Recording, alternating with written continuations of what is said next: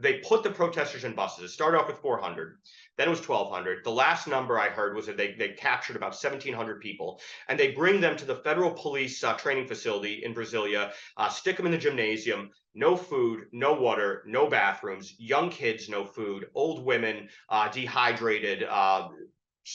Intel says, and it's been pretty well verified, that at least one person's died. That day I heard 2 people. Now they say it's up to 4 or 5. And they basically create a gulag, which are being called in Brazil Lula gulags, portmanteau.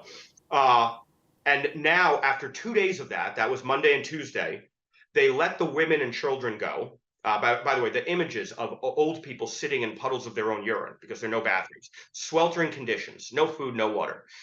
They let the older women and the women and children go, and on the condition, and we have these floating around, a denunciation page. You have to sign it to be released, saying, "I am a terrorist. I assaulted democracy," and this now has them on lists. They will never get a job again.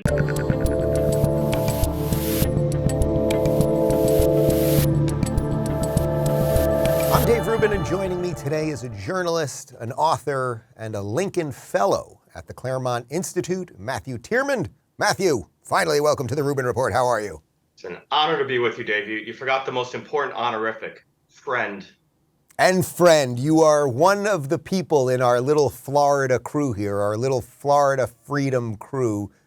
Basically, this is home base for sanity throughout the world. I've wanted to have you on for quite some time because, you know, there's this whole thing, well, I know you know this, there's this whole situation, let's say, happening in Brazil, which has been unfolding after these elections for the last couple months. I've only talked about it maybe 2 or 3 times on the show. It is not my area of expertise, but the crazier it seems to get out there with the visuals of the protesters and everything else, it seems to me the more the mainstream media is ignoring it. And that's one of the things that always lights up in my mind, like, oh, mainstream media is ignoring it, we better pay attention to it. You basically have been, I don't know, possibly the most outspoken person from an American perspective on what's going on in Brazil.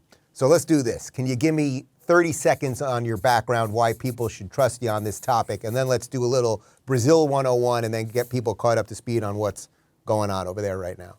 Sure. As I said, great to be with you. And, thank you from, on my behalf as well as Brazilians' behalf, because they feel very, very ignored. And I've become somewhat of their voice sort of for the Western press from a right-wing perspective, a conservative perspective, an honest perspective, as they've been totally, their voice has been negated as their laws have been abrogated. And I didn't expect Brazil to be my beat. I'm an investigative journalist and a political activist. I wear my politics on my sleeve. Everybody knows it. This is not, my vocation professionally. I do not make money as an activist or in campaigns or in journalism. I do it because of the love of the game and the belief in truth to power. We have mutual friends like James O'Keefe. I'm on the board of Project Veritas. I help manage a group in Chicago called Open the Books that does forensic auditing in the public sector. All things that I believe are important to, make a more honest society, because our society is as broken as it's ever been. I did not expect Brazil to be my beat. I've been covering a lot of international geopolitics from a European perspective. I'm a Polish dual citizen. I live in Europe a good chunk of the time. I've certainly covered Russia, Ukraine, especially from the Polish perspective, given that they're sort of in the line of fire. But I cover the sovereigntist movements in Europe, Westphalian sovereignty as expressed in politics, whether it's Poland or Hungary, or the right-wing parties in Sweden and Spain and France and Germany, et cetera, et cetera. I didn't expect to do Brazil, but here we are. I went there for CPAC in 21 with Jason Miller, gave a speech about exactly this: honest media, free press, culture war. And lo and behold, as we were exiting the country, we were detained by Alexandre de Moraes, the Supreme Court, which we will speak about, and interrogated and asked to write down the names of who we met with, the politicians, the activists, the journalists, and it had a very Stalinist feel to it. Give us the next tranche of our enemies list. Of course, we did not comply with that, and from that, I germinated an interest. I wanted to understand exactly. Wait, hold on. I gotta pause you there. You're trying to leave a country. Yes. They ask you for the list. They detain you. You don't comply. Yes. That's not an easy thing to do. I think you glossed over how that ended. Well, they said we were not under arrest. We were part of what they call the fake news investigation. And we'll talk about this. For years, the court and the burgeoning judicial autocracy had put every one of the political enemies of the court of the Lula camp into this box of by being critical of the court or any of the things in government that was not aligned with Bolsonaro, they were assaulting democratic institutions. That's the sort of framework that they applied. And so they've had this fake news investigation that has given them the pretext to censor journalists, arrest journalists, even arrest sitting members of the lower house in Brazil. They put Daniel Silva under house arrest, a lot of ankle bracelets rolling around there. And so I knew that going in to some degree. I got educated more on the ground. Jason Miller and I, and as people don't know, this is Trump's sort of campaign main comms guy, very, very close to Trump, very, very high profile figure in his own right. And he was building out Getter at the time, still is, an alternative to Twitter that, is more egalitarian, freedom oriented, especially as Twitter was a highly censored platform, as we all know, as I know you know. And so he was going to talk about that at CPAC and promote it. And I was talking about, Project Veritas and media. And I organized, because I am quite friendly over the years with Eduardo Bolsonaro and other members of the Bolsonaro family, I organized a meeting with all of us and Jair Bolsonaro, the sitting president, at the palace. And those pictures that we posted went viral. And it turned out that on the Sunday, we were leaving on a Monday. On the Sunday, after CPAC had concluded, news stories broke in the stenographer press, the guild-carrying mainstream press of Brazil, which actually makes CNN here look downright honest. I mean, these guys are really, Wow. really Wow. Pravda, really propagandist. Incidentally, not surprisingly, they were also on the payroll of the previous regimes quite heavily. State-owned enterprises were funding much of their revenue, advertising and whatever else. So they reported on a Sunday afternoon before we were supposed to leave that we'd been under surveillance from the moment we landed. And I told Jason, I spent a lot of time in Central and Eastern Europe, post-communist nations. I've been tapped, I've been surveilled, I've been watched, I've been dragged into kangaroo court hearings. None of this stuff surprises me. And I told him, and I said, there's a good chance we're going to be detained at the airport. And he goes, no, you're being paranoid. I go, I'm not being paranoid. I think it'd be kind of great. It would serve the point quite perfectly. I also have dual citizenship, which is kind of helpful. And we were. So we were leaving on Monday to fly out. And before we can get to our plane, they say, please come with us. And they put, we had a traveling party of 4, Jason, myself, and 2 dual Brazilian American citizens that came with us and also had been involved with CPAC. And Jason was the main one they wanted to talk to. And so they let us sit on the plane for a little bit, and 3-4 hours goes by. Lawyers are called, State Department lawyers called. They say, well, you're screwed, get another lawyer. So they weren't very helpful. Eventually, Jason was able to procure a good lawyer through Brazilian context to come and help extricate us. But it became a big story when we were flying out. Politico, CNN, Forbes, Business Insider, they all picked it up about our detention. But it was very, very instructive of how heavy-handed they are. Here we are, not Brazilians, just coming in a constitutional republic. We can come and speak our ideas. Well, or so we thought. Apparently not without some sort of repercussion. And they wanted to probe and understand who we met with to add to their enemies list. So from that moment on, I just said, I'm going to go deep. I'm going to talk to people. I'm going to really understand the history, how we got here, the mechanisms of power that are in place and being utilized to clamp down on opposition. And I learned a lot in the following months, and I published on it ahead of the election. And I basically predicted that this election would be filled with, to use a generous term, anomalies. But even Tucker said it the other night when I was on, the fix was in. The fix was in, the real genesis of the fix being in was this court subsuming all these powers that are generally broken down in a constitutional republic. They're very Bismarckian. Remember, Otto von Bismarck said politics is the art of the possible. They just do it.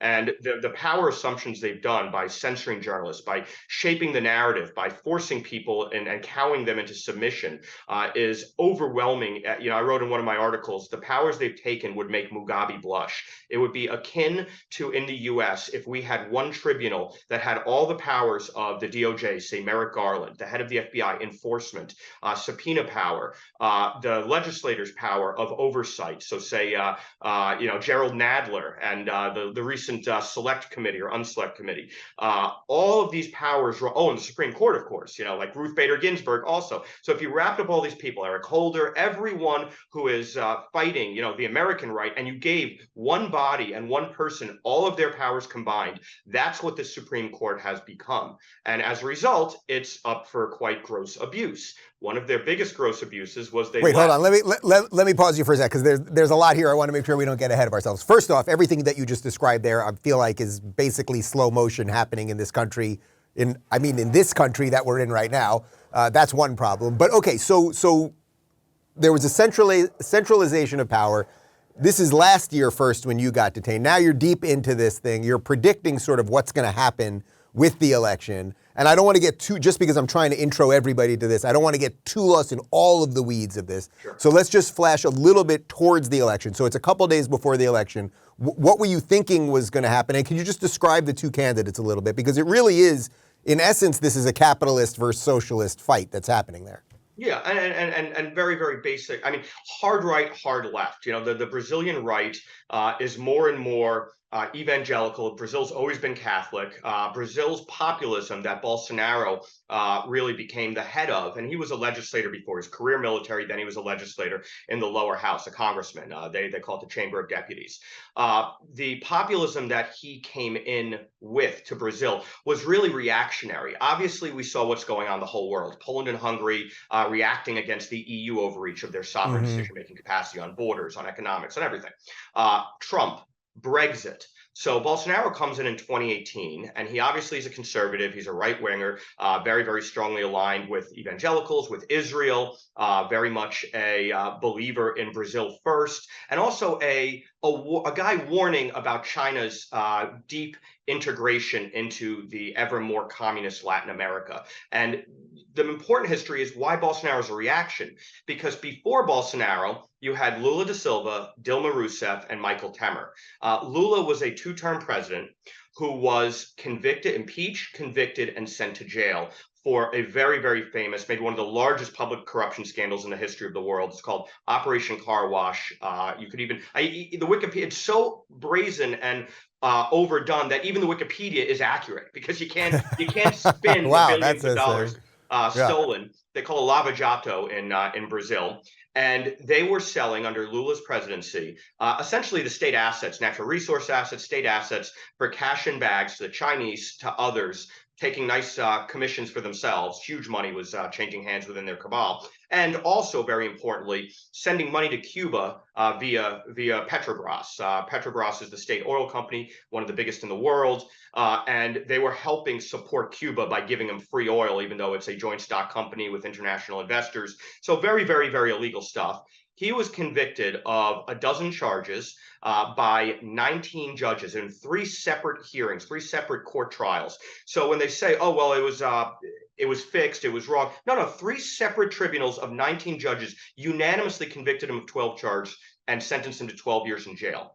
His judicial appointees, him and Dilma, people from his own party, they appoint these judges, Supreme Court and other courts. They let him out citing a jurisdictional technicality. Now, that is an absolute canard, because he stole from the entire country. So in sort of the jurisprudence along the Brazilian constitutional lines, there are no jurisdictions where he would not be eligible for trial, because he stole from everybody. And these judges that unanimously found him guilty, these were not Bolsonaro people. These people predated by Bolsonaro by many years. And in fact, even the mainstream media at the time was covering it. Even the military, when we talk about the Brazilian military and the mixed bag of their political allegiances, they were defending the protesters on the street when this broke. So he goes to jail. Dilma Rousseff, his vice president, in essence, takes over. She ends up impeached and convicted for the same thing. She gets kicked out of office. Her vice president, Michael Temer, comes in and only serves out 2 years. Very, very pro-China. When he left, he had 7% approval, which is, pretty historic lows for any constitutional republic to have 7% approval of a head of state. Bolsonaro got elected on a wave of this, just discontent, distrust in the corruption of this cabal. Lula, politically, is, I read sometimes in mainstream press now that they are covering it because it's expedient to do so to further their narrative. He's a socialist. He's not a socialist. He's a communist. He is a full-on Marxist. Hammer and sickles, 5-pointed stars. In 1990, he co-founded the Sao Paulo Forum with, drumroll please, Fidel Castro.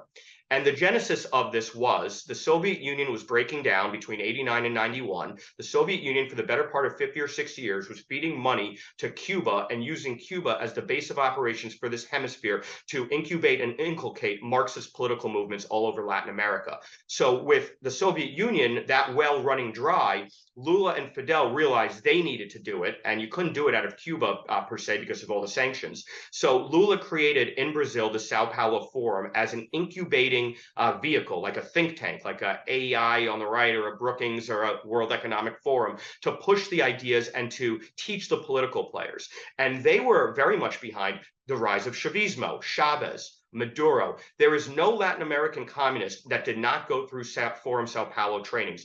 Ortega in Nicaragua, Morales in Bolivia, Arce, who's now in Bolivia, Maduro and Chavez, Kirchner, Fernandez, and more recently in Colombia, which was sort of a righty country because of the reaction against the Marxist guerrilla narcotraficantes of FARC, you now have a leader named Petro, who also was a Marxist guerrilla with another sort of drug-moving guerrilla force. He's now head under some questionable election runnings of the election. And then in Chile, another country that sort of bounced between right and center left, was never a hard left, Bolivia or Venezuela. Now you've got Boric, another student Marxist leader that was incubated by the Sao Paulo Forum.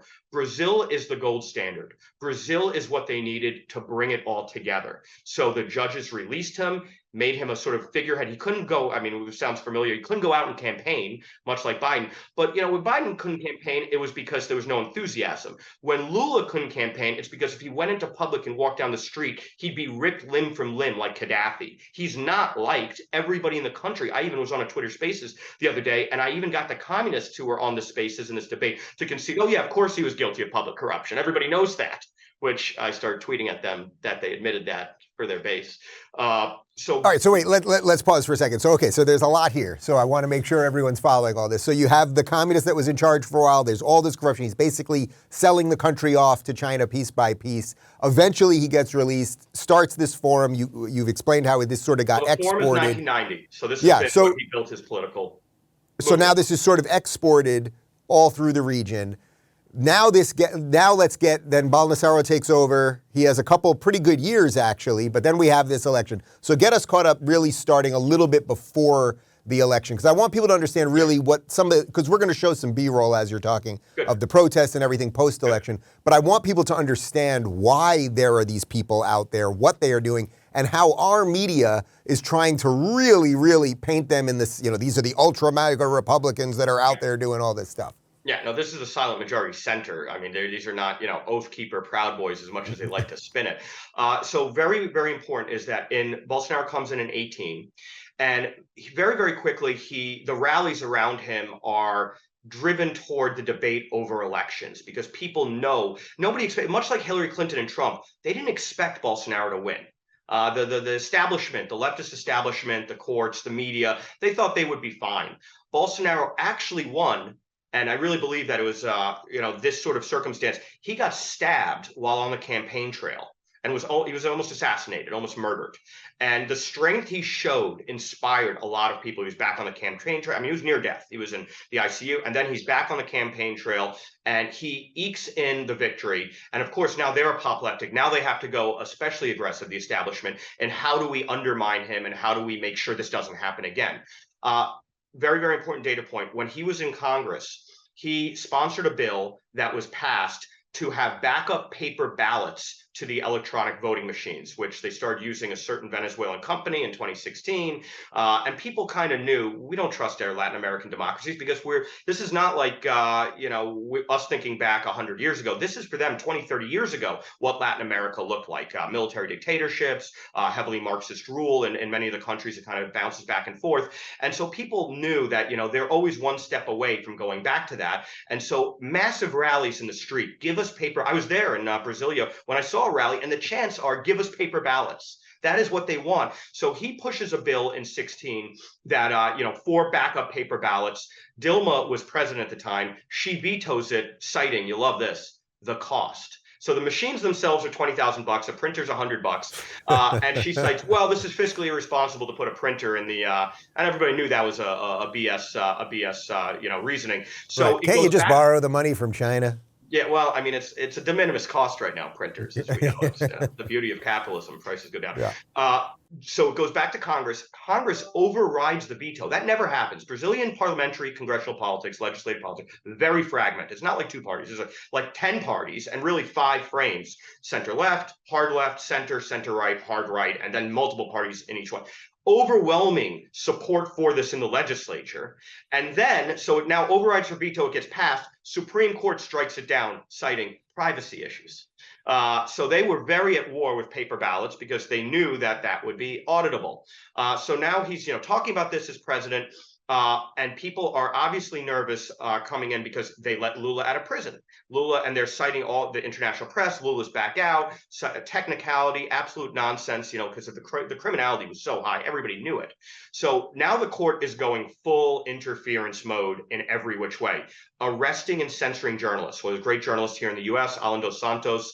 He's like Brazil's Tucker Carlson. I mean, like if you could pick one journalist who represents the voice of the people from a conservative and right-wing perspective, he's been exiled. They ransacked his house and he escaped and claimed asylum here. He has sort of a sort of temporary asylum. And more recently, they've revoked his passport and put out Interpol red notices for him. This is how heavy-handed they are. They arrested sitting members of Congress, dozens of journalists, as I mentioned before, a lot of ankle bracelets, a lot of home detentions, frozen bank accounts, deplatforming. They started going after big tech and saying, anytime we send you somebody to deplatform, you have to take them off or we will fine you. If you ignore the fines, we will come after you. We will kick you out of the country. And even Facebook initially and YouTube pushed back. We're talking like 4 years ago or so. They said, no, we don't see grounds for a social media suspension or a blacklist or a ban. And they said, well, we don't care if you see grounds. If you don't do it, we're going to raid your servers and kick you out of the country.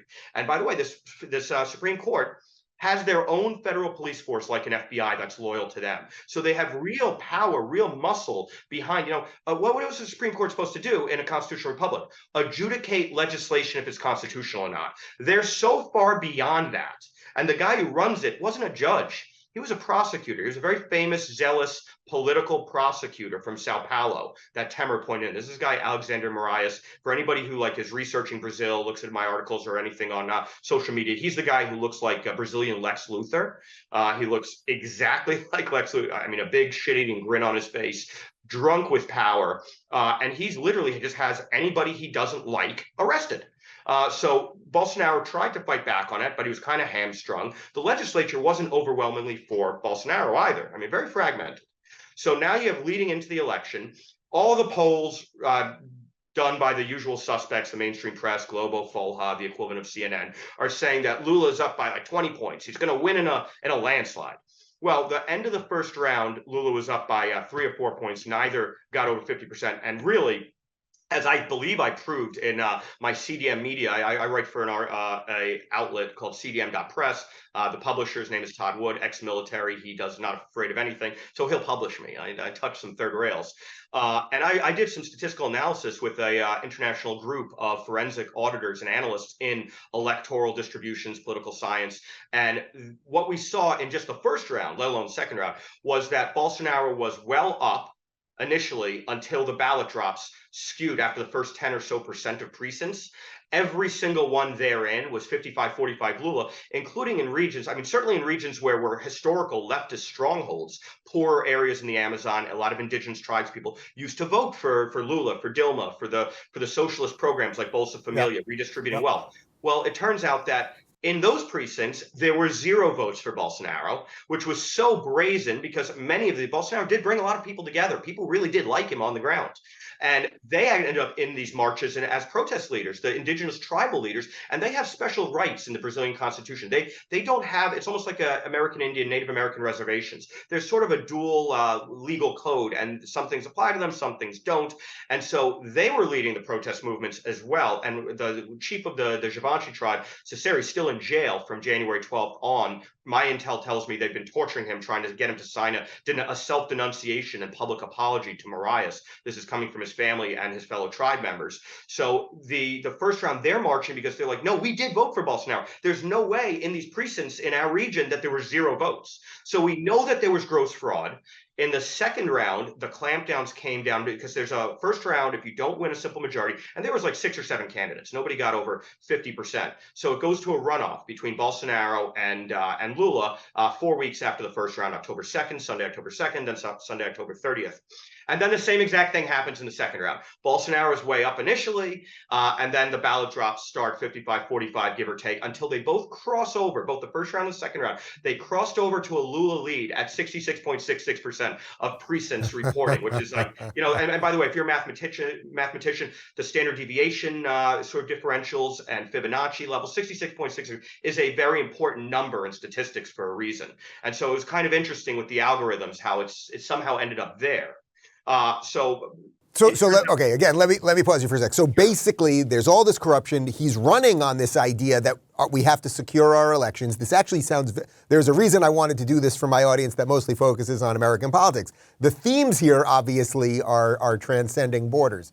So then there's the first one, there's the second one, and now people are going, something really isn't right, because what they're seeing out of the media is really not matching up with what they're seeing on the ground. Again, this sort of seems familiar. Point between the first round and the second round. In the first round, Bolsonaro's party did unprecedentedly well. Regions that they never secured governorships or senators or lower house legislators, they'd never had that representation. His party, on the strength of his endorsement alone, won handily. Unprecedented how much 19 out of 27, 1/3 of the Senate seats, 81 Senate seats are up. 1/3 of them, and he got 19 out of that 1/3, 27. That is a massive mandate. Governorships. So down ballot, everybody performed well. And these are not people who even had political identities. Their entire identity was predicated on the fact Bolsonaro said, okay, go for this guy. And they won easily. So again, everyone's like, something's rotten in the state of Brazil, to paraphrase Hamlet. They start marching on the second round. The day after, October 30th, so October 31st, that Monday, that was the first, I'm sure you'll show some of this footage. Yeah, so we'll play some footage right now just that you can keep going, and we're just going to show you, because these were extraordinary images. We're not talking tens of thousands or hundreds of thousands. We're not even talking millions. We're talking 8 figures. People in the streets, not just in Brasilia or the major, cities like Sao Paulo and Rio or Belo Horizonte. We're talking leftist strongholds in the north, like Recife. Every city in the country, their town square was filled with people screaming about this, saying, no, and part of it is they also know communism. They don't want to be communism. They know Lula's an actual communist. And so the protests are massive. And as I was saying on a lot of the appearances, the revolution will not be televised. Not a single Reuters dispatch, BBC, NBC, NPR, nothing. Silence. Globo, their fake news media, decides that they want to prove to the world how there are no protests. So they go to a back alley and go, see, nobody's here. That's how gross and Pravda and Soviet and brazen it is. The protests accelerate into the certification. The certification, and by the way, very important, there is the Supreme Court, which is the creme de la creme of the pyramidical distribution of judiciary. But right under the Supreme Court is the Electoral Court, the Tribune Superior Electoral. Guess what they do? They oversee the elections, administer the elections. Guess who's the head of it? The same Chief Justice appointed himself from the Supreme Court, Alexandre de Moraes, as head of the Electoral Court. So he's been head of the Electoral Court as well, and uses that as anytime somebody leading into the election, between the first and the second round, after the second round says the election might have been fraudulent. Electoral Court says you're assaulting the democratic institution, you're besmirching the faith and integrity of our elections, you're under arrest, your bank account's frozen, you've been deplatformed on social media. So gross abuses, Soviet style, in power. Now, the military wakes up and they say, well, the Constitution says in Article 142, we have the role in society of when there's a separation of powers dispute to adjudicate it. And as we have now, the judiciary is at odds with the executive branch. And so it's the military's job to adjudicate it. So they file a petition to audit the machines, the tabulation data, and the source code, which is very much their constitutional right and responsibility. The Electoral Court says pound sand. They ignore it entirely. Military puts out a 65-page audit report that says, well, we can't give anything conclusive because they wouldn't let us near the actual evidence. Then right after that, you've got the head of the party, Bolsonaro's party, the Liberal Party, PL, file the court. We found fraud. We're petitioning the court to address this. They say, this is nonsense. You are guilty of fraud by telling us that we are possibly fraudulent. We're going to fine your party 22 million reais, $5-6 million bucks, and now you're under criminal investigation for fake news and assaulting democratic institutions. So, I mean, we see a pattern here. Yes, there is something going on. The vice tightens more and more. Now, I said this, if Bolsonaro did not, prevail in this election, the trend towards Venezuela would be very, very quick.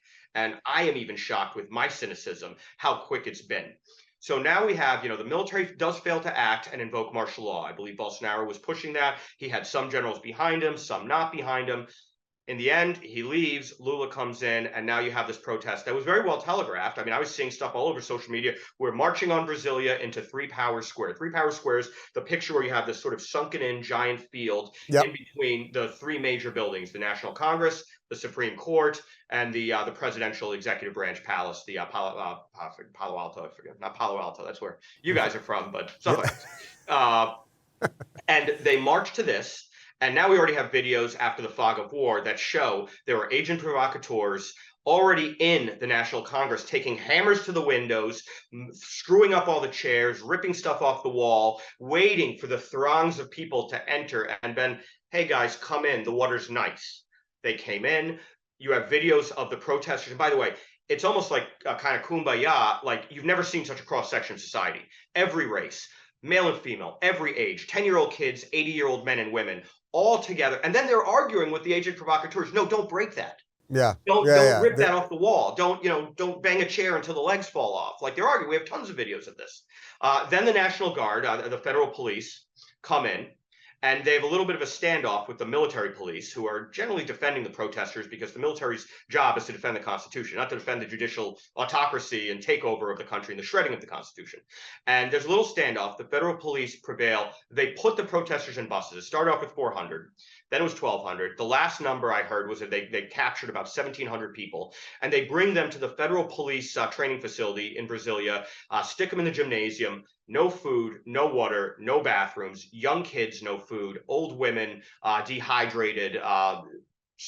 Intel says, and it's been pretty well verified, that at least one person's died. That day I heard 2 people. Now they say it's up to 4 or 5.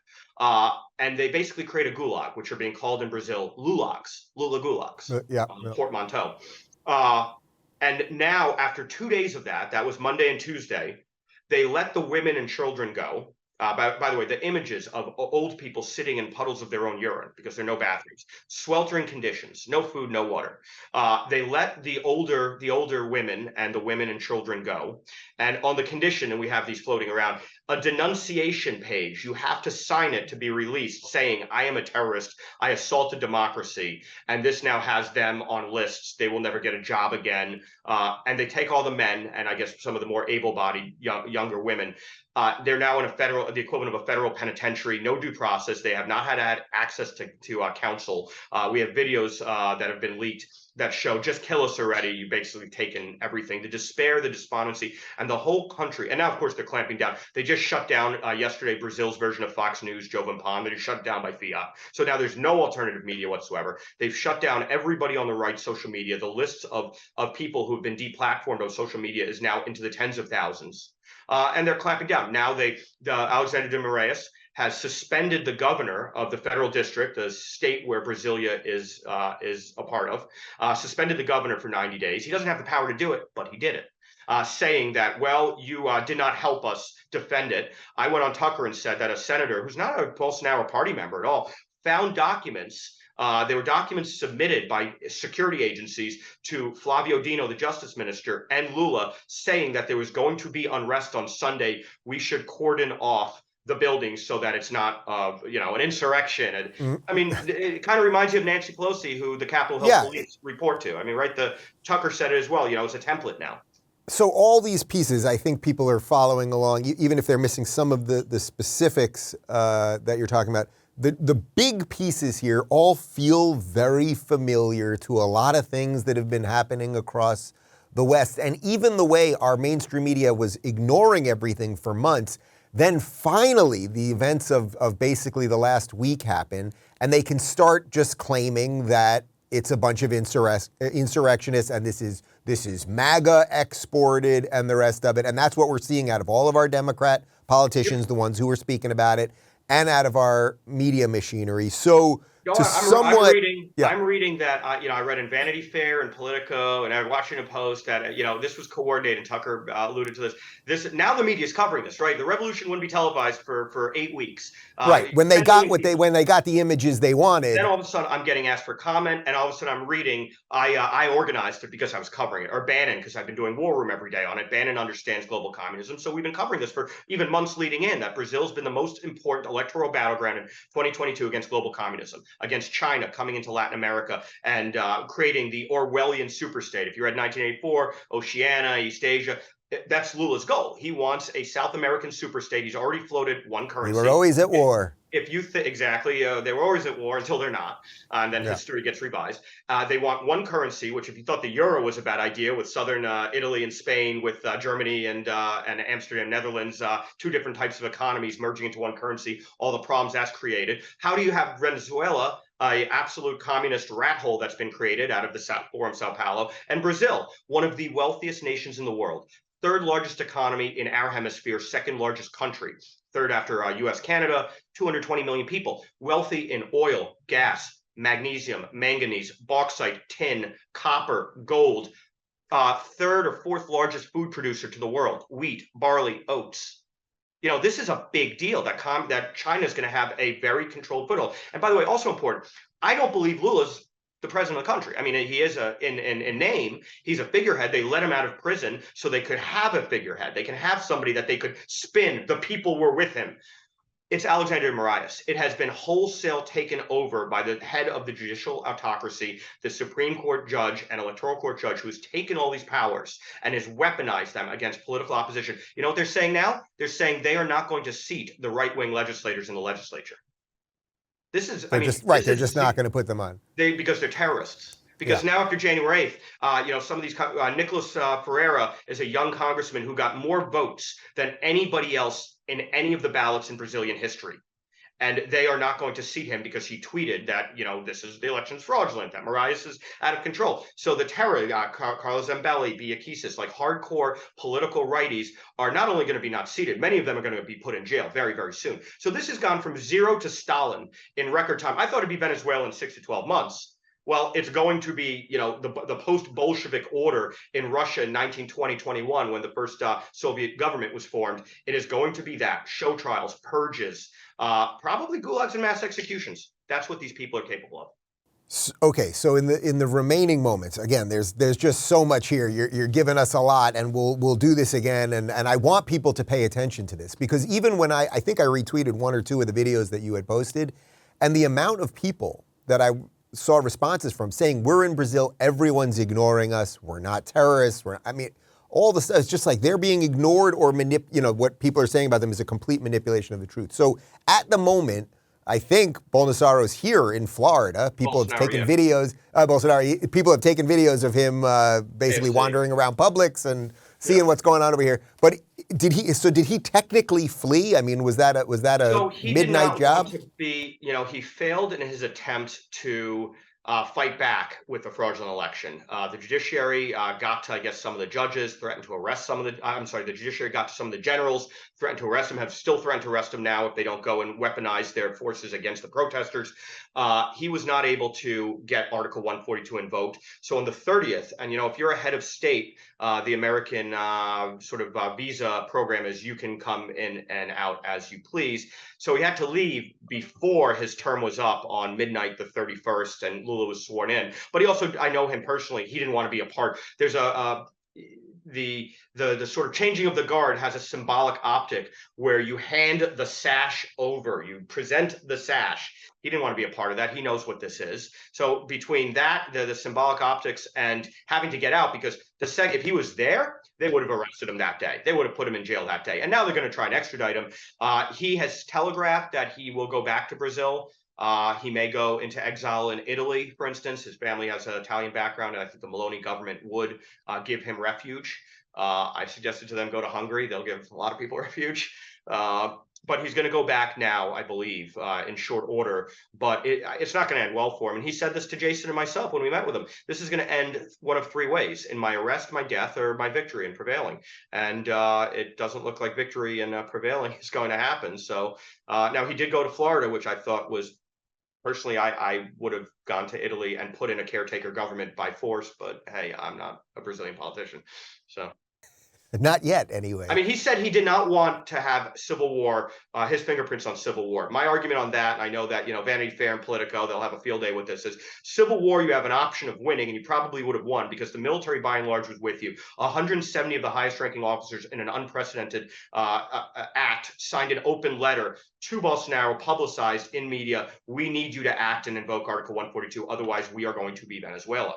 Well, he didn't, and now it is Venezuela. But even more, it took Chavez a few years to really cement power. He got power, democratically elected, coercively so, but democratically elected. It wasn't until he held a sham referendum to cement power, I think it was in 2002, that it got really brutal and oppressive, and they went after dissidents and really took just unilateral control of the country. This is happening in Brazil within a week.